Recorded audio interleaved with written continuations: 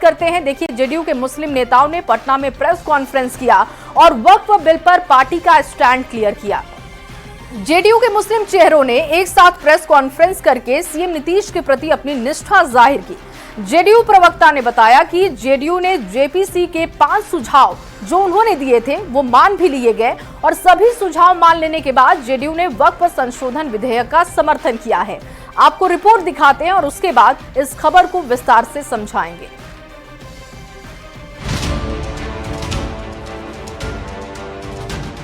पटना के जेडीयू दफ्तर में हुई प्रेस कॉन्फ्रेंस की इन तस्वीरों को देखिए। ये हैं अंजुम आरा जेडीयू की प्रवक्ता हैं। इनके दाहिनी ओर पूर्व सांसद अहमद अशफाक करीम हैं। उनके बगल में पूर्व सांसद कहकशां परवीन हैं।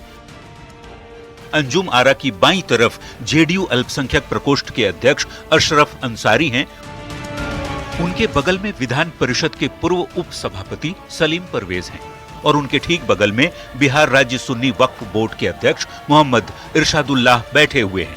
इसके अलावा जेडीयू की इस प्रेस कॉन्फ्रेंस में एमएलसी गुलाम गौस, अफाक अहमद खान और खालिद अनवर के साथ ही मास्टर मुजाहिद आलम और अब्दुल कयूम अंसारी जैसे जेडीयू के बड़े मुस्लिम चेहरा शामिल थे।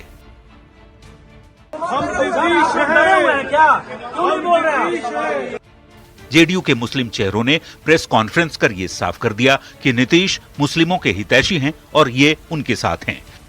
किसी ने भी कोई इस्तीफा नहीं दिया। सब लोग माननीय मुख्यमंत्री श्री नीतीश कुमार जी के नेतृत्व में आस्था विश्वास व्यक्त कर रहे हैं और हम लोगों को उम्मीद है कि माननीय मुख्यमंत्री जी जो भी कार्य करते हैं इस समाज के हित के लिए किए हैं। उन्होंने बहुत सारा काम किया है। जेडीयू के मुस्लिम नेताओं ने बताया कि जेडीयू ने जेपीसी को 5 सुझाव दिए थे और सरकार के सभी सुझाव मान लेने के बाद ही जेडीयू ने वक्फ संशोधन विधेयक का समर्थन किया। 5 सुझाव हम लोगों ने दिया था जेपीसी के समक्ष और वो 5 सुझाव बिल में इनकॉर्पोरेट बिल में उसको लाया गया तो हमारी पार्टी ने समर्थन दिया। प्रेस कॉन्फ्रेंस खत्म होने के बाद जेडीयू दफ्तर के बाहर भी इन मुस्लिम नेताओं ने साफ कहा कि वो नीतीश कुमार के साथ हैं। कोई नाराज नहीं है। सब लोग जनता दल यूनाइटेड के सिपाही जनता दल यूनाइटेड के माननीय नीतीश कुमार जी के साथ हैं। मेरे नेता आदरणीय नीतीश कुमार जी हैं। नीतीश कुमार जी का जो भी सुझाव था वो उन्होंने दिया और मैं नीतीश कुमार के साथ खड़ा हूँ। आपको बता दें कि वक्फ संशोधन बिल पर जेडीयू ने सरकार को समर्थन दिया है। दोनों ही सदनों में जेडीयू के सांसदों ने बिल के पक्ष में वोट किया। बिल पास होने के बाद से ही जेडीयू के कुछ मुस्लिम नेताओं की नाराजगी की बात कही जा रही है। प्रेस कॉन्फ्रेंस की तस्वीरों ने अब सब कुछ साफ कर दिया। न्यूज़ 18 के लिए पटना से आनंद अमृतराज के साथ ब्यूरो रिपोर्ट। तो रिपोर्ट आपने देखी और अब आपको खबर समझाते हैं विस्तार से। देखिए, वक्फ संशोधन बिल पर जेडीयू ने सरकार का साथ दिया, जिसके साथ पार्टी के कुछ नेताओं ने इस्तीफा भी दिया और ये कहा जाने लगा कि जेडीयू के मुस्लिम नेता नाराज हैं। इस कयासबाजी के बीच जेडीयू के मुस्लिम नेताओं की प्रेस कॉन्फ्रेंस हुई और पार्टी से नाराजगी की बातों को खारिज कर दिया गया।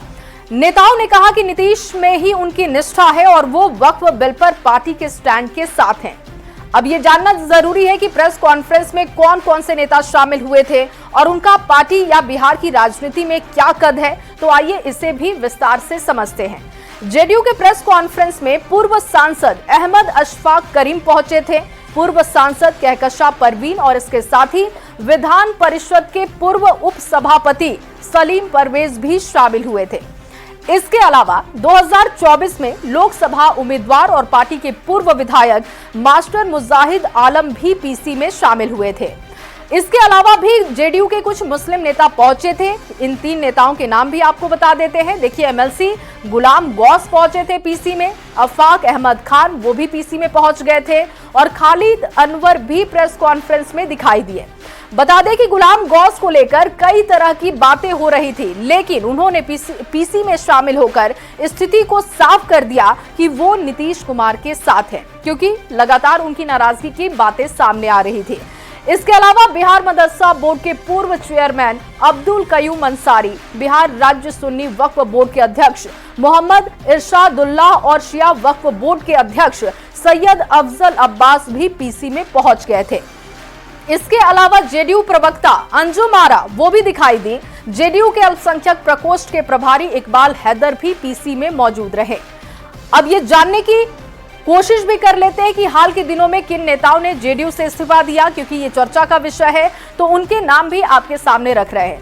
देखिए, राजू नैयर, मोहम्मद नवाज मलिक, कासिम अंसारी और मोहम्मद तरबेज सिद्दीकी अली के साथ कुछ और नेता हैं जिनके इस्तीफे देने की खबर सामने आ रही है, लेकिन पार्टी की तरफ से कहा जा रहा है कि इनका कद कोई बहुत ज्यादा नहीं है, इसलिए चर्चा का विषय नहीं होना चाहिए। पार्टी का कहना है कि इस्तीफा देने वाले नेताओं में कोई भी बड़ा नेता नहीं है। ऐसे नेताओं को पार्टी के अंदर भी लोग नहीं जानते। जिस कयूम अंसारी को लेकर खूब बातें की जा रही हैं और चर्चा हो रही है, वो कयूम अंसारी 2020 का चुनाव जेडीयू से नहीं लड़े थे और कयूम अंसारी को 500 के करीब वोट भी मिला था। मतलब इस्तीफा देने वाले कोई बड़े नेता शामिल नहीं है। वक्फ